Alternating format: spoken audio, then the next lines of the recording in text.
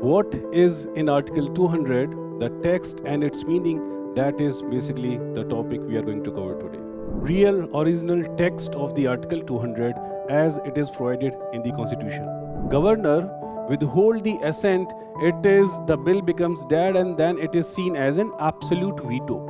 Whatever we have in Indian Constitution, that is not just by chance, it is very deliberate. Quote provided to us by Dr. Ambedkar when he said that it doesn't matter whether we have a good law or a bad law. Means he said so in the context of constitution. So it doesn't matter we have a good constitution or poorly framed or a bad constitution. Rather, more important is the kind of people we have to operate upon this constitution.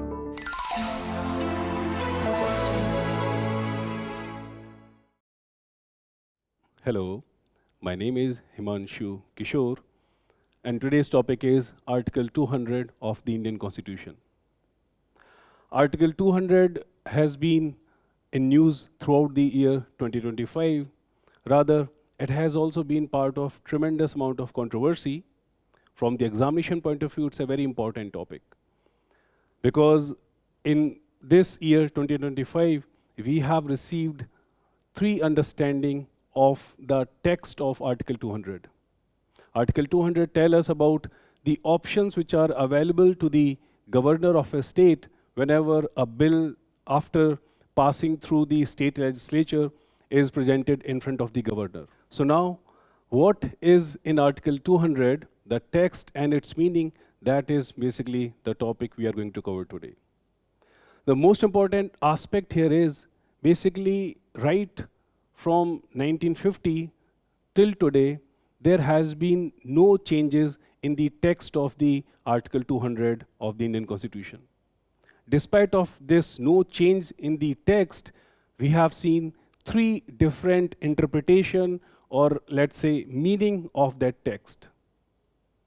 There has been a conventional understanding of what is there in Article 200, but that conventional understanding was changed in April 2025 by a 2-judge bench of the Supreme Court. Later on, in November 2025, basically the last month, Supreme Court's constitutional bench gave another understanding of this Article 200. Basically, it is a job of the judiciary to interpret the meaning of the legal text.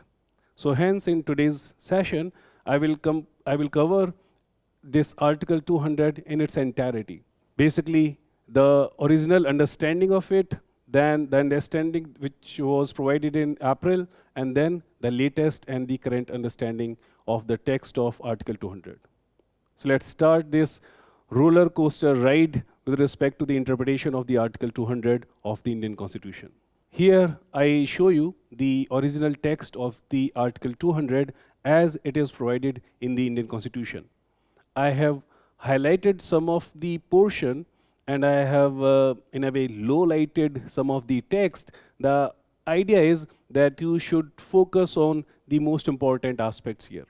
I will suggest that if you haven't gone through the original text of the Article 200 so far, I will ask you to pause the video and have a good look at the original text, and then I will explain this text in a simpler manner, and basically that is the conventional understanding of what is there in Article 200.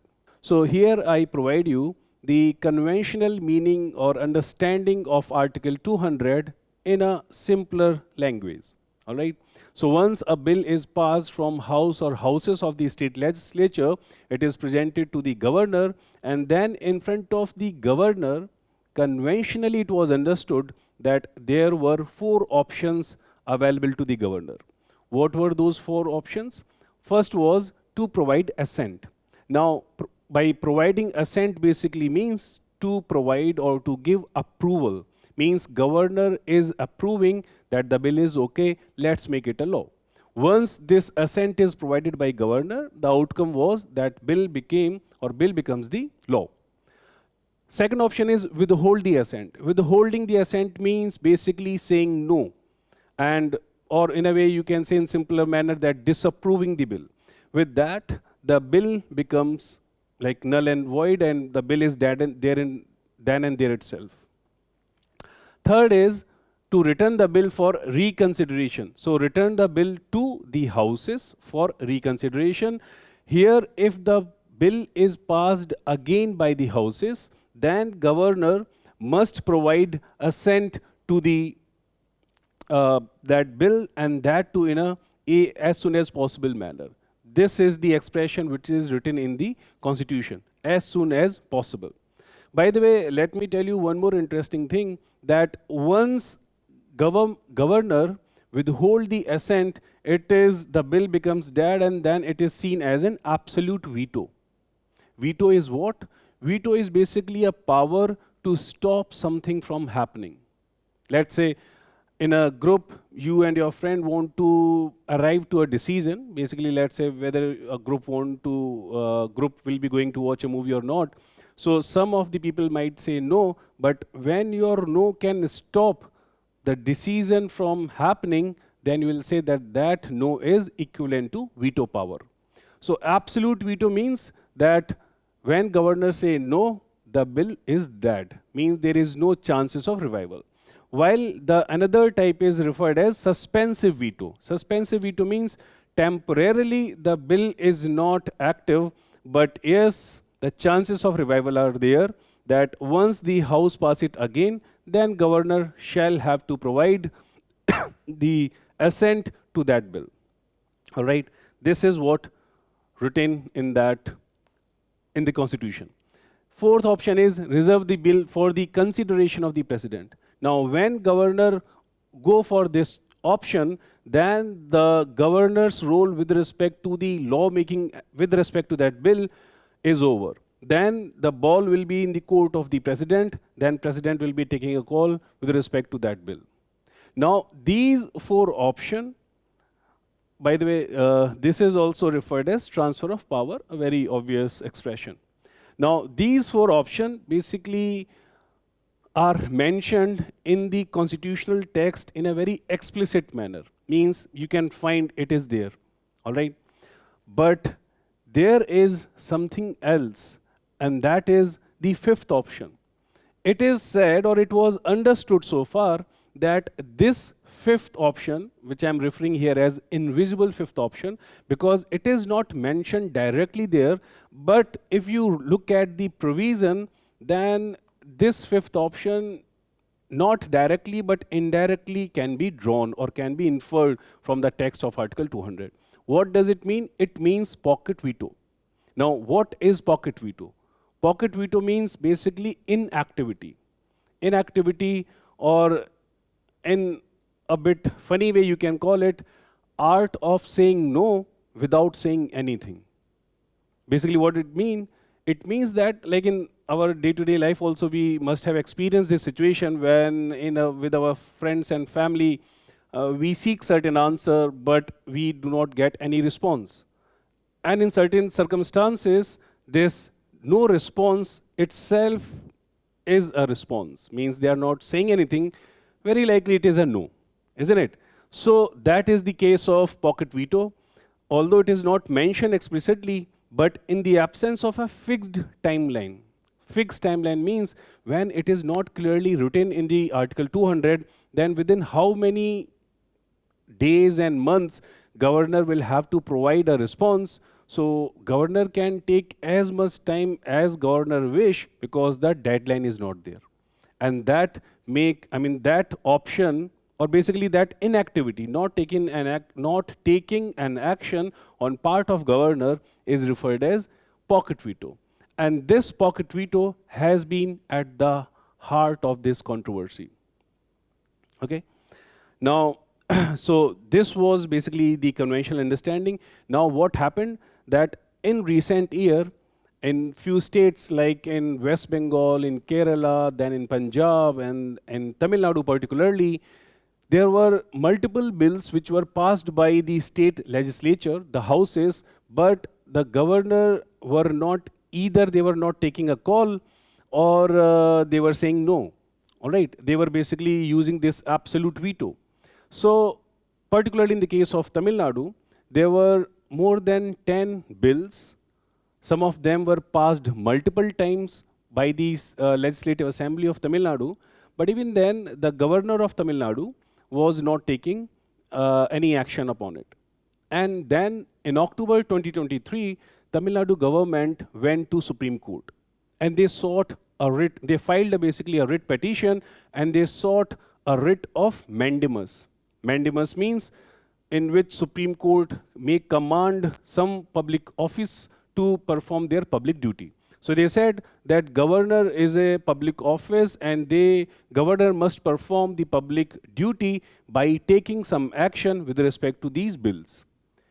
And that led to a very radical interpretation of Article 200 in April 2025. So in April 2025, a two-judges Supreme Court bench gave a verdict in response to writ petition filed by Tamil Nadu government, and they, like I termed it, a very radical interpretation of Article 200. Why? I'll come to this radical part in a while, but let's just first see what they said. They said that there is a fixed timeline for governor and president to perform. To perform basically means to take action with respect to the state bills. The Supreme Court two judges bench said that there is a timeline from 1 to 3 months, and within this fixed timeline, both the governor and president will have to take a call.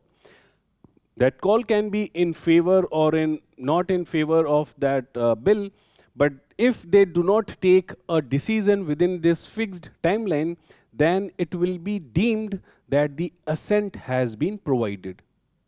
Now, this is a very radical interpretation of Article 200. Why am I calling it very radical? I'm calling it radical because it is absolutely different from what otherwise Indian Constitution provide a type of polity for India.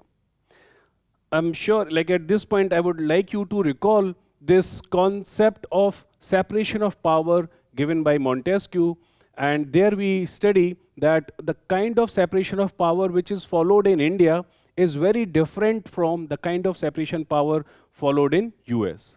In US, they have a very strict separation of power.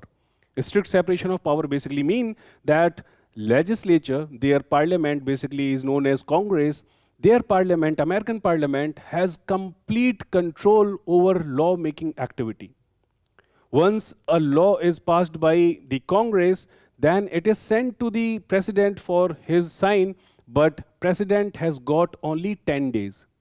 If president does not sign within 10 days, then the assent is deemed. It is assumed that the assent has been given by the president. Now, this basically, so this deemed assent does what? This deemed assent basically give almost absolute power to the state legislative assembly or any parliament or legislature with respect to the lawmaking. And it undermines the scope and power of governor and president. While in case of India, what do we have? We have a check and balance kind of separation of power. And that has been the situation right from 1950. Now, when Supreme Court bench in April 2025 said that we have a deemed assent in Indian Constitution, of course, it is not written anywhere in the Constitution. At the same time, whatever is provided in Indian Constitution, that simply does not support it. And in fact, it is very different from what is there in Indian Constitution. Now, I'm not saying that this is wrong or bad or something like that. All I'm saying that this is not what is there in Indian Constitution. And whatever we have in Indian Constitution, that is not just by chance. It is very deliberate. There are many things about which Indian Constitution is not very explicit and Indian Constitution is not very upfront. That this is what, I mean, for example, the kind of federalism. Indian Constitution does not provide us very clearly what kind of federalism we have, but yes, indications are all around. All right, so this was the verdict of Supreme Court two judges bench, but then what happened? Union government basically, I mean, with this whole understanding with respect to Article 200 was shattered, or in a way a lot of confusion was created.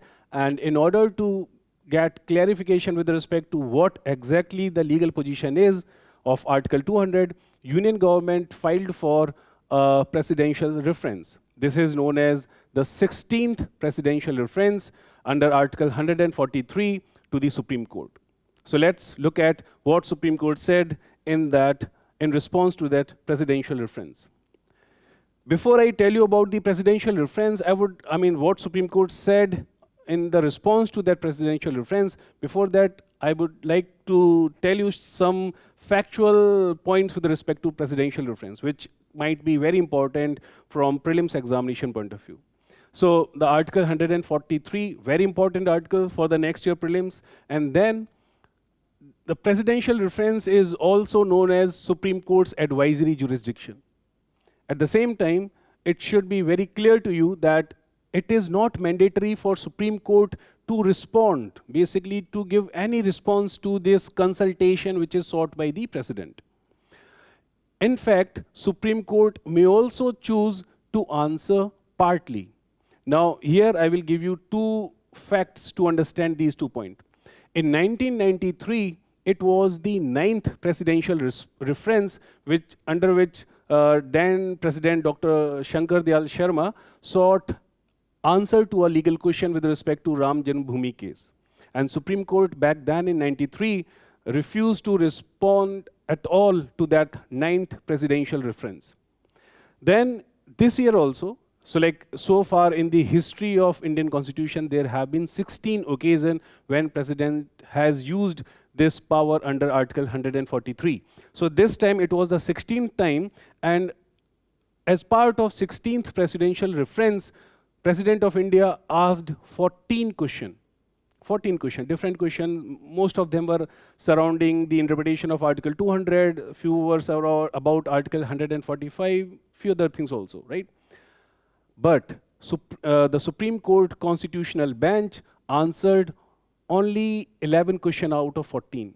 They refused to answer 3 questions. They said they were just unanswered in the response of Supreme Court. So that means that Supreme Court may choose to answer partly. So within a presidential reference also, they may answer to some question, they may not answer to some other question.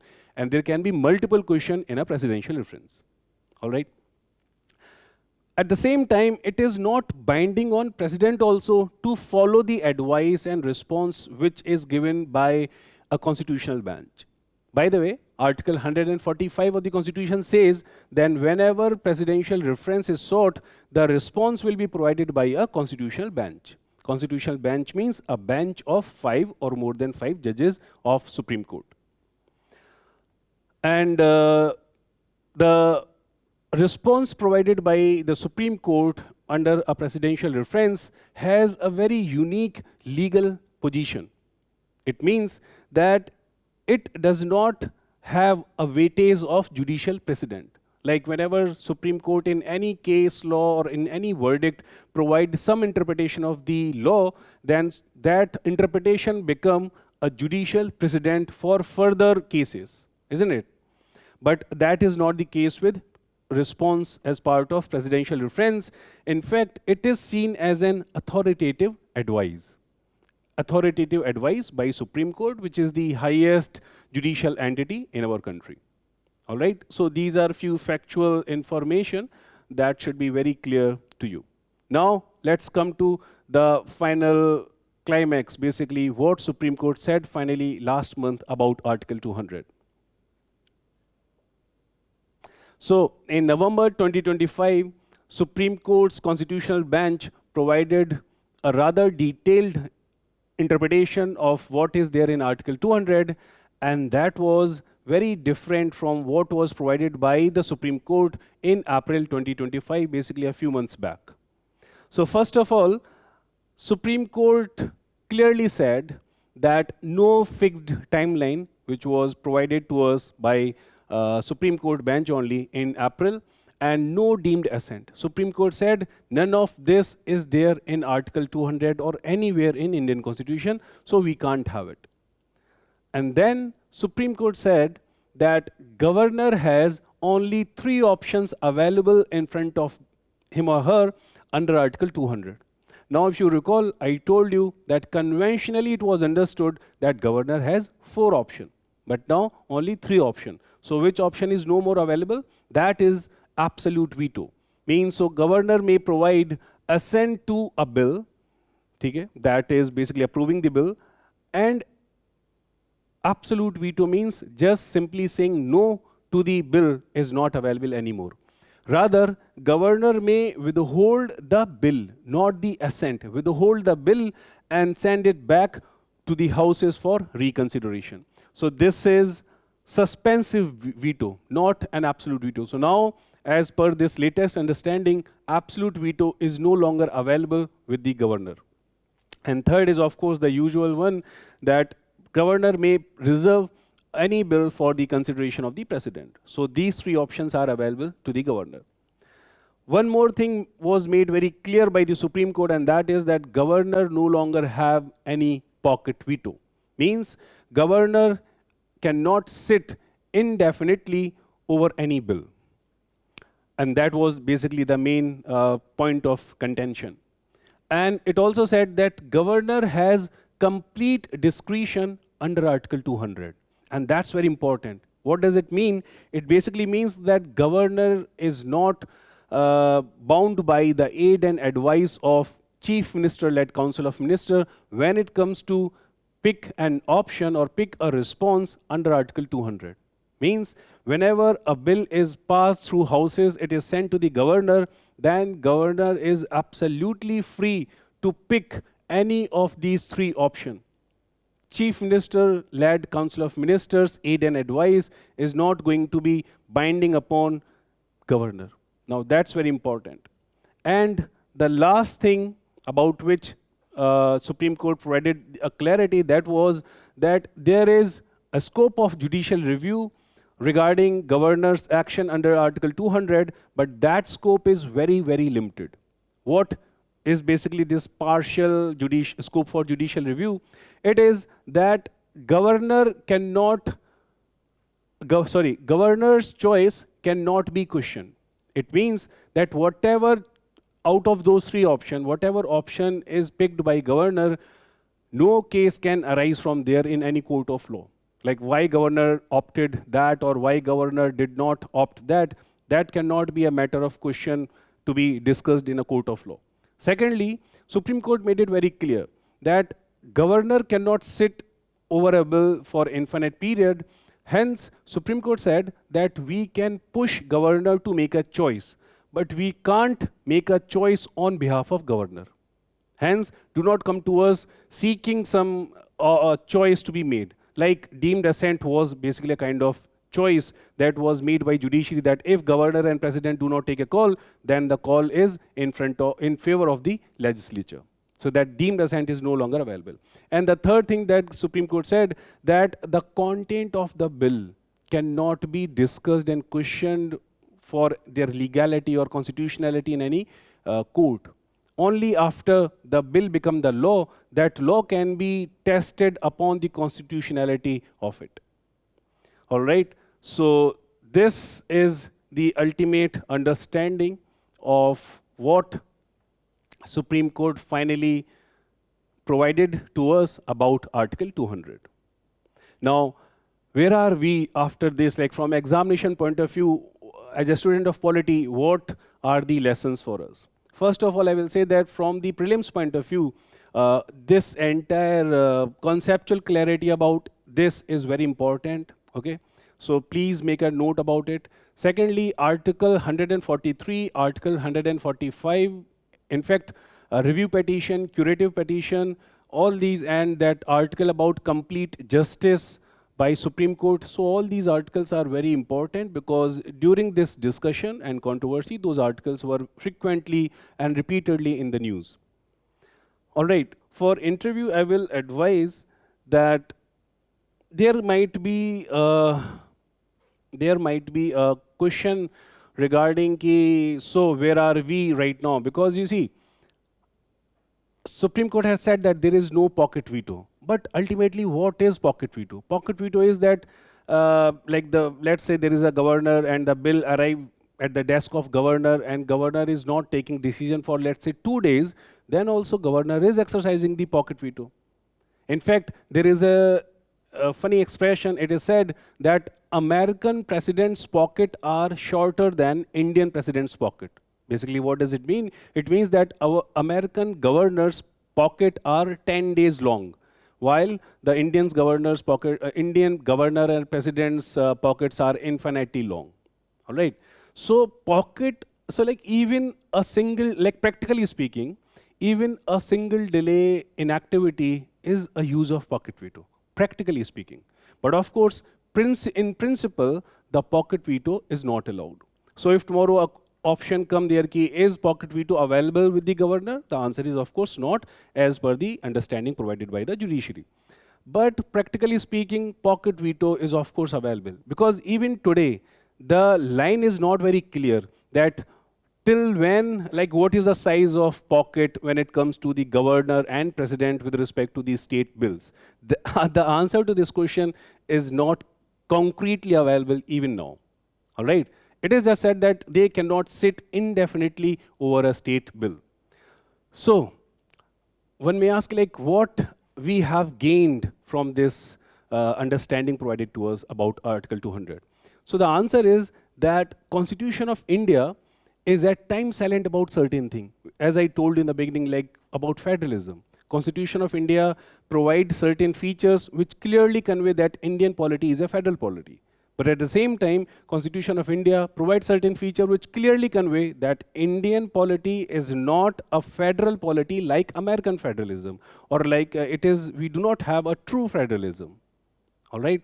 So both the features which are prima facie contradictory, but both of them are in Indian Constitution. And that's the beauty and complexity of Indian Constitution. So it is not, we should not expect a very clear-cut, concrete expression with respect to certain nuanced ideas which are there in the Indian Constitution. All right?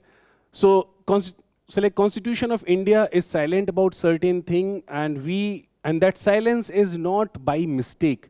That silence is very deliberate, and that silence basically call for the maturity to be shown by the political institution. Indian Constitution intentional silence is a call for institutional maturity. I think this one line summarizes everything that we have so far. And here I would also like to show you a quote provided to us by Dr. Ambedkar when he said that it doesn't matter whether we have a good law or a bad law. Means he said so in the context of constitution. So it doesn't matter we have a good constitution or poorly framed or a bad constitution. Rather, more important is the kind of people we have to operate upon this constitution. If we have a good constitution but bad people, we can never have a good outcome. But even when we have a bad constitution but we have good people basically means mature people, people with good intention towards public welfare, then certainly we can have a good outcome. So with this, we can basically have a standing and position with respect to this whole situation. That Supreme Court has again attempted to provide us detailed understanding of Article 200, but Supreme Court even now has refrained from putting that line or drawing that line for the constitutional office of a governor and the president. All right. So with that, I present in front of you this question for prelims. You can attempt this question, and you can shape your opinion with respect to this controversial Article 200 in a very balanced manner, like a student of polity, rather than a member of a political party. So with that, I conclude today's session. Wish you all the very best.